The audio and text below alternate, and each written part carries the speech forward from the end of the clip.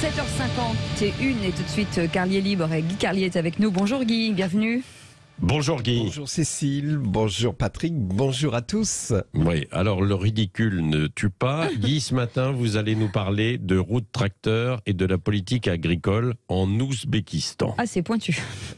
Et pas du tout, c'était un pari avec un ami qui m'a dit t'es pas capable de faire dire route tracteur et politique agricole en Ouzbékistan à Patrick Roger dans son lancement. Je lui ai dit mais je lui fais dire ce que je veux à Patrick Roger. Il sait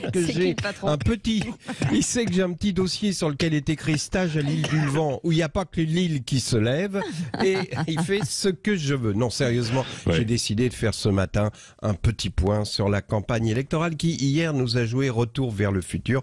Effectivement, nous nous sommes retrouvés 30 ans en arrière avec dans la même journée une déclaration des radicaux de gauche et une intervention d'Édouard Balladur.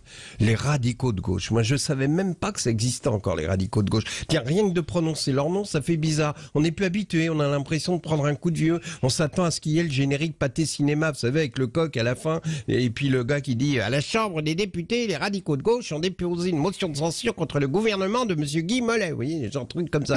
Quoi qu'il en soit, on a appris en même temps que les radicaux de gauche existaient, qu'ils étaient le principal soutien de Christiane Taubira et hier qu'ils lui retiraient leur soutien. Je trouve que le plus humiliant dans tout ça pour Madame Taubira, c'est pas que les radicaux de gauche la lâchent, mais surtout qu'ils étaient ses principaux soutiens.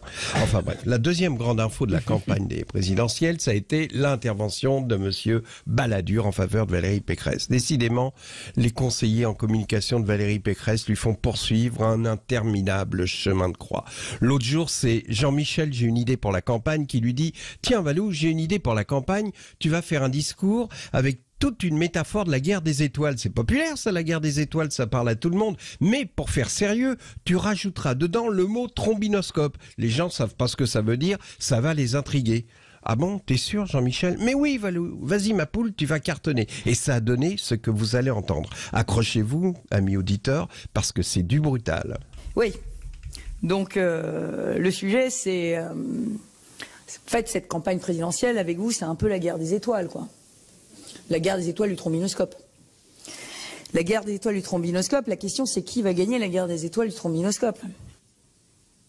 Et là, on a l'impression d'être dans une fight temporelle, enfin c'est hallucinant.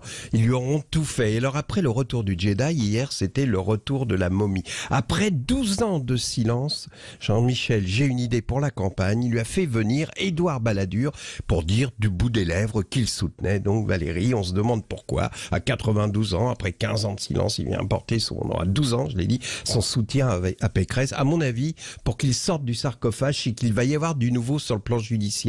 Je ne sais pas, un rebondissement sur l'affaire de Karachi ou la catastrophe du tunnel du Mont-Blanc. Mais en tout cas, pour en revenir à Valérie Pécresse, Jean-Michel, j'ai une idée pour la campagne, lui a dit, le problème, Valou, c'est le ton. Il faut que tu mettes une tonalité dramatique. Tiens, écoute Malraux. Et voilà. Et donc, il y a Malraux qui ne part pas. Qui ne part pas. Et donc, du coup, ça a donné la catastrophe du Zénith et la catastrophe de Sud Radio. Mais, donc, en fait, ils lui ont écrit un discours empoulé, un truc de sociétaire de la comédie française. Jean-Michel, acteur studio, devait être malade et il s'était fait remplacer par Jean-Michel, atelier théâtre de la classe de 5e, car quant à Jean-Michel Botox, il a forcé sur la seringue, il l'avait déguisée en hamster, elle avait la moitié du visage gonflé, l'autre figé, on aurait cru effectivement un hamster qui venait de faire un AVC. Donc Valérie Pécresse, chère Valérie Pécresse, virez-moi cette bande de cons qui vous ridiculise, soyez vous-même, on se fout que vous ayez des hésitations, des maladresses, on est tous comme ça, mais soyez sincères, parce que là on se dit que si vous êtes élu, et si vous devez prendre des décisions, par exemple lors d'une grave crise internationale, et que vous soyez conseillé par Jean-Michel, conflit russo-ukrainien, on est mal, on est très mal. Allez, bonne journée à tous. Merci beaucoup Guy Carlier, retrouvez bien sûr sur sudradio.fr.